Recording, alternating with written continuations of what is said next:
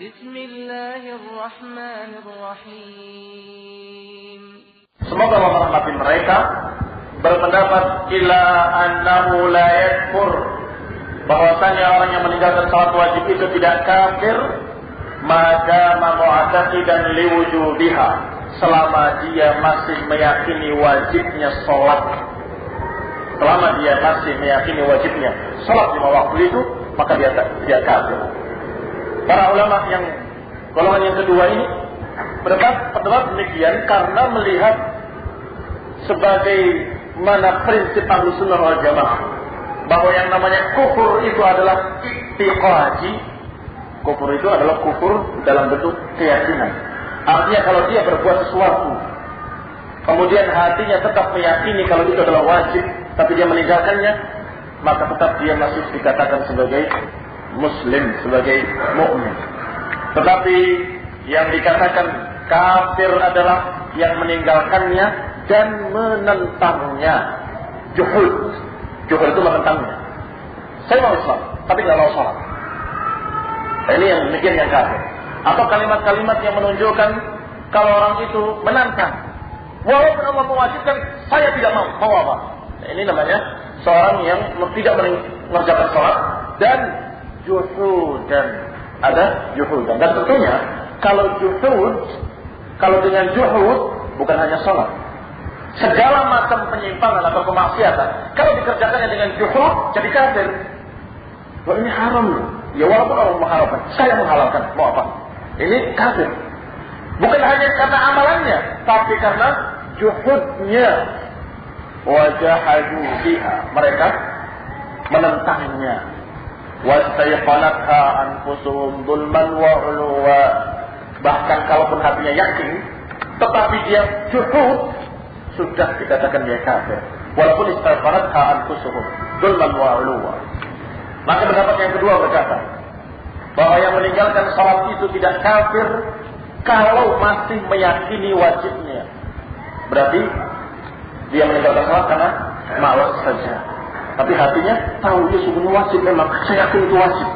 Berarti masih punya iman di hatinya dan tidak kafir. Wa inna ma yastawjibul qatl kama yastawjibul murtad 'anil Islam.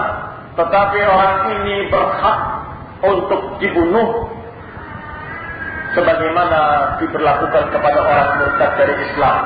Dipanggil, disuruh salat, dikasih waktu 3 hari. Kamu mau taubat atau tidak? Kerjakan salat. Kalau dia tetap menolaknya, menentangnya, berarti memang dia kafir, murtad, menentang hukum salat, maka kemudian dibunuh sebagai riddah. Bagaimana pendapat mereka dengan hadis tadi yang mengatakan man tarakaha faqad kafar atau man taraka salat faqad kafar, barang siapa yang meninggalkan salat maka dia telah kafir? Mereka ta'awwalul khabar, mereka menafsirkan khabar itu atau berita itu dengan menyatakan maksudnya adalah man taraka salata jahidan laha, bahwa yang dimaksud adalah meninggalkan salat karena juhud, karena menentang hukum salat. Kama akhbara subhanahu wa ta'ala an Yusuf alaihi salam, sebagaimana Allah mengkhabarkan tentang Yusuf alaihi salam, yaitu dalam ayatnya inni taraktu millata qaumin la yu'minuna billahi wa hum bil akhirati hum kafirun.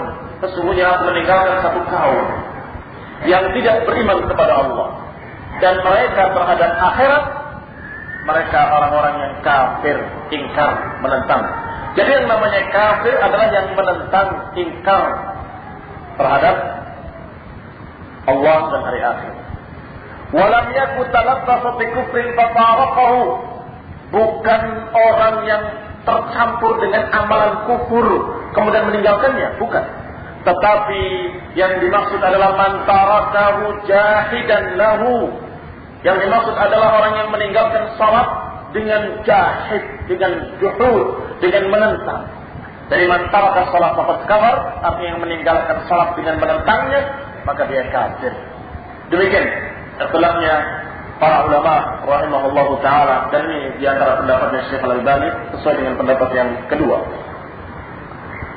Wa min qawli ahli sunnah wal jamaah, bi ashabil ibadi annahum makhluqatun, dan bahwasanya ucapan Ahlus Sunnah wal Jamaah adalah tentang perbuatan-perbuatan para hamba adalah makhluqah lillahi ta'ala. Ini prinsip berikutnya. Selesai dengan prinsip yang tadi, kita masuk pada prinsip berikutnya dari prinsip-prinsip Ashabul Hadis, bahwa mereka menyatakan orang atau Ahlus Sunnah wal Jamaah, Ashabul Hadis menyatakan bahwa perbuatan-perbuatan manusia merupakan makhluk yang diciptakan oleh Allah Subhanahu wa taala. Bukan kita sendiri yang menciptakan, bukan, tapi Allah yang menciptakan.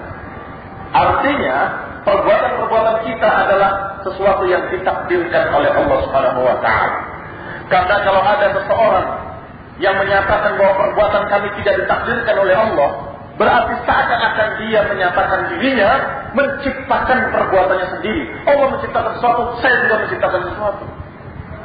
Maka bahasanya bahwa perbuatan-perbuatan para hamba juga merupakan makhluk yang diciptakan oleh Allah Subhanahu wa taala, sudah ditentukan oleh Allah dan sudah dicatat di dalam Lauhul Mahfuz. Allah pertama menciptakan al-qalam, pena. Kemudian Allah katakan kepadanya, uktub. Ketika pena itu bertanya, wa ma aktub, apa yang harus aku tulis? Qala uktub ma huwa kainun ilal abad, tulis semua yang akan terjadi sampai akhir masa. Hadis diriwayatkan oleh Muslim dan lainnya, yang menunjukkan kalau semua yang terjadi sudah Allah takdirkan, sudah Allah putuskan, dan sudah Allah catat. Sudah Allah perintahkan pena tadi mencatatnya di Lauh Al-Mahfuz. La yamtaruna fihi wa la ya'udduna man min ahli al-huda wa din al-haq man yunkiru hadha. Dan tidak boleh kita mendustakannya, dan barang siapa yang mendustakannya atau mengingkarinya, la ya'udduna min ahli al-huda, para ahli sunnah, para ulama, para a'immah min ashabil hadis, tidak menganggap sebagai ahlul huda, tidak menganggap orang yang berpegang dengan agama yang benar, tidak menganggap dia mendapat petunjuk, orang-orang yang mengingkari takdir. Qadariyah yang dulu maupun yang sekarang adalah orang-orang yang dikatakan alal dhalal, tidak alal huda. Bukan ahlus sunnah tapi ahlul bid'ah. Semua.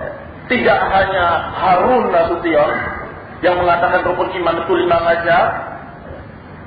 Kalau kita mengimani rukun iman yang ke-6 yaitu takdir, maka Islam akan terbelakang. Ini sudah jelas. Dan orang-orang yang sejenisnya sama hukumnya. Bukan ahlul huda, tapi ahlul dhalal, ahlul bid'ah dari Qadariyah, aliran sesat dari Qadariyah. Yang karena Imam Abu Utsman As-Sabuni mengatasnamakan para ulama ashabul hadis, mereka la ya'uduna min ahlil huda. Mereka tidak menganggap orang-orang tersebut mendapatkan petunjuk, tidak menganggap orang tersebut dalam keadaan lurus. Orang-orang yang mengingkari takdir ini, man yunkiru hadza al-qaul wa yunfihi, yang mengingkari ucapan ini dan menafikannya. Maka masih berkaitan dengan masalah takdir, wa yashhaduna anna Allah Ta'ala yahdi man yasha' li dinihi wa yudhillu man yasha' anhu. Dan Allah memberikan petunjuk kepada siapa yang dikehendaki kepada agamanya, dan menyesatkan siapa yang dikehendaki dari agamanya. Ini juga keyakinan yang diyakini oleh ashabul hadis, oleh Ahlussunnah wal Jamaah. Wa yashhaduna, dan mereka mempersaksikan, bersaksi, anna Allah Ta'ala, bahwa Allah Ta'ala yahdi man yasha, memberikan petunjuk kepada siapa yang dikehendaki, dan menyesatkan siapa yang dikehendaki. Ini keyakinan yang terus diikrarkan oleh setiap ulama dan setiap para asatidzah, dan setiap kita mengucapkan khutbatul hajah. Man yahdihillahu fala mudilla lahu wa man yudlil fala hadiya lahu. Selalu diucapkan, diikrarkan sebagai keyakinan yang harus terus diingatkan kepada kaum muslimin, karena sebagian mereka terfitnah dengan pemikiran sesat qadariyah, kemudian tidak bisa menerima kalau Allah memberikan petunjuk dan menyesatkan. Sampai ketika Amirul Mukminin Umar bin Khattab radhiyallahu taala anhu ketika membuka kota Rum, negeri Romawi, beliau sholat dan kemudian berkhutbah di masjid.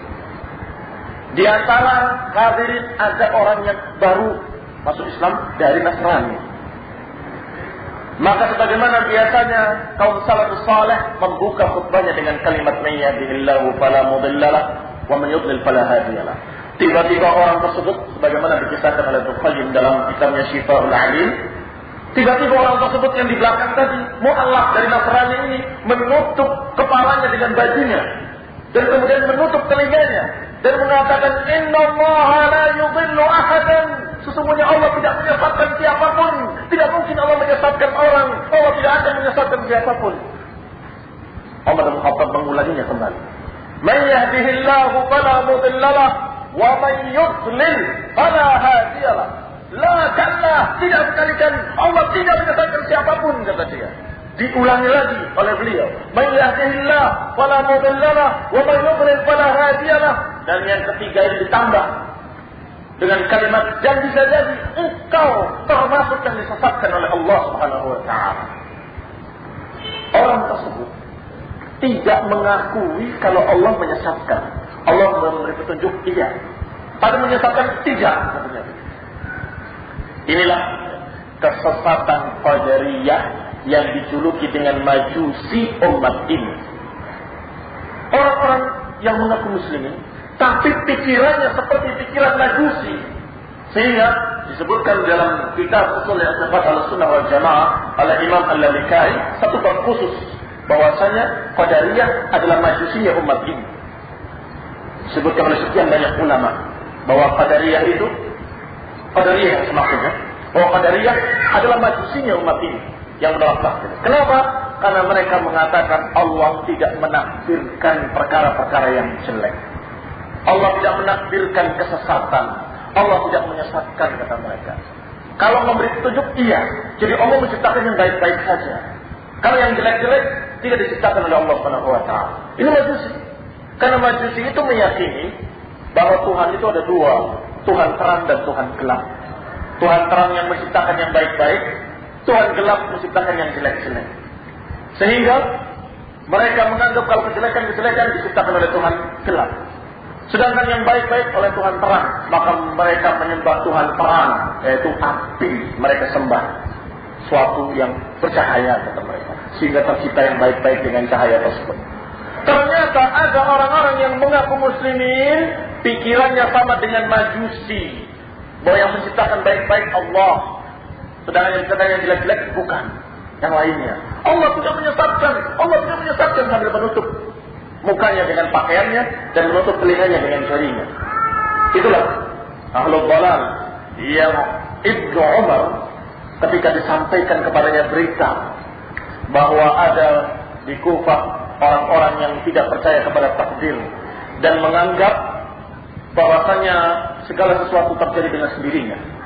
Maka dikatakan oleh beliau, sampaikan pada mereka, kalaupun mereka berinfak segunung Uhud emas, tidak akan diterima hatta yu'mina bil qadari, sampai mereka beriman pada takdir.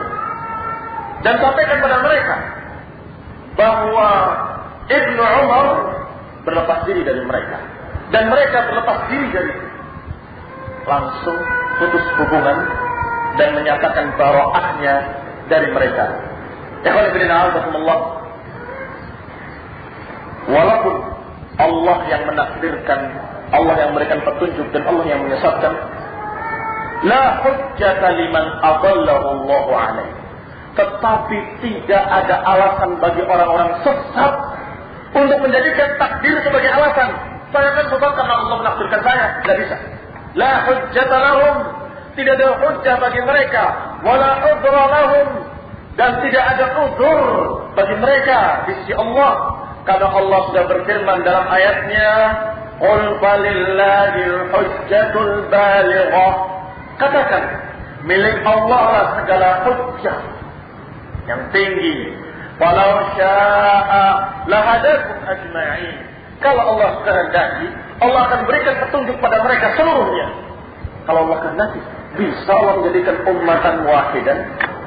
Kalau Allah kehendaki, Allah bisa menjadikan seluruh umat satu agama, satu akidah, satu umat. Dapat hidayah seluruhnya, bisa. Tetapi Allah menghendaki lain. Allah menghendaki adanya orang-orang beriman dan adanya orang-orang kafir. Dan Allah mengambil calon-calon turunan Adam dan kemudian mengatakan hadza linnar wa hadza lil jannah. Ini untuk neraka dan ini untuk surga. Sehingga ketika seseorang dalam keadaan sesat, tidak bisa kita katakan bahwa itu kesalahan Allah. La haula wala quwwata illa billah, subhanallah amma yaqulun. Maha suci Allah dari apa yang mereka katakan. Kita akan katakan apa yang dia perbuat. Sebab Allah menciptakan dan menakdirkan dengan keadilannya. Dan Allah menciptakan dengan asbabnya. Yang harus kita katakan adalah asbabul dhalal, sebab-sebab sesatnya. Ketika kita sampaikan kepadanya, jangan kamu bergaul sama orang sesat itu. Ternyata tidak mendengar nasihat dan bergaul dan sesat. Maka ketika tersesat, bukan kita katakan kesalahan takdir, bukan. Allah menakdirkan dengan adil. Kita yakin itu takdir dari Allah. Qaddarallahu wa ma syaa fa'al. Tapi yang kita ingatkan pada orang itu adalah sebabnya. Karena kamu tidak mendengar nasihat, karena kamu tidak mendengarkan ucapan para ulama, karena kamu tidak mau memegang bimbingan sunnah, sesatlah kamu. Kembali kepada sunnah. Niscaya kamu akan mendapatkan hidayah. Usaha tetap kita lakukan. Hukum ditegakkan secara apa yang zahir, apa yang terjadi dari asbab dan musabbab. Karena asbab dan musabbab ini Allah ciptakan dengan keadilannya. Allah menurunkan ayatnya, Allah mengutus Rasulnya, Allah menerangkan jalannya, dan Rasulullah SAW menyatakan, taraktukum ala mahajjatin bayda, lailuha kanahariha, la yazighu anha ba'di illa halik. Aku tinggalkan kalian di atas jalan yang terang benderang, putih bersih, malamnya seperti siangnya, sama terang. Dan tidak ada yang menyimpang dari jalan ini setelahku, kecuali akan binasa. Ini yang harus kita ucapkan. Kenapa dia binasa? Karena menyimpang dari jalan Rasul.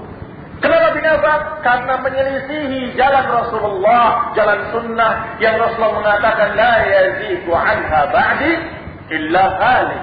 Tidaklah menyimpang dari jalanku ini setelahku, kecuali dia pasti binasa. Jadi kenapa binasa? Karena ini. Apakah itu takdir? Na'am, semuanya ditakdirkan oleh Allah Subhanahu wa ta'ala. Orang yang berbuat dosa adalah dengan takdir dari Allah Subhanahu wa ta'ala. Orang yang berbuat baik dengan takdir dari Allah Subhanahu wa ta'ala. Dan perintah untuk menghukum orang yang salah ini, untuk dicambuk atau dirajam, itu juga takdir. Oh, ini takdir, jangan hukum saya. Iya, mari, kamu harus dirajam. Loh, ini kan takdir. Iya, dirajam juga takdir. Kamu rasakan takdirmu karena kamu berzina. Dianggap siksa dalam bentuk hukuman yang syar'i, itu pun takdir. Sehingga masalah qada dan qadar kita imani secara global, dalam artian apa yang kita yakini adalah intinya Allah menakdirkan segala sesuatu. Adapun apa yang akan terjadi, tidak kamu, tidak saya, tidak seluruh kaum muslimin, tidak ada yang tahu apa yang ditakdirkan besok. Perkaranya wajib. Oleh karena itu Rasulullah SAW membimbing para sahabatnya, "I'malu wa sayarallahu 'amalakum." Beramalah kalian, berusahalah. Dengan keyakinan kepada takdir, tetap kita diperintahkan untuk beramal dan berusaha. Inilah kembali tengah-tengahnya Ahlussunnah wal Jamaah. Bukti berikutnya bahwa Ahlussunnah wal Jamaah adalah golongan yang paling adil dan golongan yang wasatan, yang tengah-tengah. Karena satu kelompok tidak percaya pada takdir, satu kelompok lagi percaya sama takdir kemudian tidak mau berusaha. Dua-duanya sesat. Golongan Qadariyah tidak beriman kepada takdir karena mereka ingin berusaha sesuatu. Wah, jangan pakai keimanan pada takdir, tapi orang jadi jumud terbelakang dan akhirnya usahanya malas. Ya, orang yang bodoh kalau beriman kepada takdir jadi malas. Orang yang pandai mengerti ilmu dari Quran dan Sunnah dengan imannya kepada takdir semakin semangat beramal, diiringi dengan doa karena dia tahu Allah yang menakdirkan, maka dia minta kepada Allah Subhanahu wa taala. Berdoa terus. Dan orang yang berusaha dengan keyakinan pada takdir, pasti usahanya gagal ataupun berhasil tidak membuat dia stres. Berhasil tidak sombong, mengucapkan alhamdulillah Allah yang memberikan keberhasilan pada saya. Kalau gagal, dia mengatakan qadarallahu wa ma syaa fa'al. Apa yang Allah takdirkan pasti terjadi. Maka saya tidak rugi, usaha saya tetap dapat pahala. Ya, maka dia berusaha kembali. Ikhwan fillah a'azakumullah, hikmahnya orang yang beriman pada takdir adalah hatta la ta'saw ala ma fatakum wa la tafrahu bima atakum. Agar kalian tidak terlampau gembira dengan apa yang kalian dapatkan, dan jangan terlalu putus asa dengan apa yang hilang darimu. Tasawala mafatakum artinya putus asa dari apa yang hilang. Orang ketika dapat musibah, kehilangan sesuatu yang berharga, apakah dalam bentuk harta ataupun keluarga yang mati mendadak, stres. Kalau nggak beriman pada takdir, iya, bisa jadi stres dan gila bisa jadi. Tapi yang beriman pada takdir, dia akan mengatakan inna lillahi wa inna ilaihi raji'un. Rumah dan hartanya hilang dalam sekejap. Orang yang paling dicintainya hilang dalam sesaat. Tetap dia mengatakan inna lillahi wa inna ilaihi raji'un. Karena beriman pada takdir. Sebaliknya orang yang kaya mendadak atau mendapat sesuatu yang besar, ada pula, banyak pula yang kemudian tiba-tiba jadi sombong dan mutakabbirun jabbar, jadi sombong dan orang jadi sesat, dan ada pula yang stres. Ya. Bingung melihat harta melimpah ruah. Tetapi orang-orang yang memiliki keimanan pada takdir akan bersyukur kepada Allah dan akan mengeluarkan kewajiban-kewajibannya yang Allah wajibkan kepada orang-orang yang memiliki harta dalam keadaan bersyukur kepada Allah Subhanahu wa taala. Ini hikmah dari iman kepada takdir, dan pembahasan takdir insyaallah kita akan bahas dan kita lanjutkan pada kajian berikutnya karena masih belum selesai. Wassalamualaikum warahmatullahi wabarakatuh. Subhanakallahumma wa bihamdika asyhadu an la ilaha illa anta astaghfiruka wa atubu ilaik.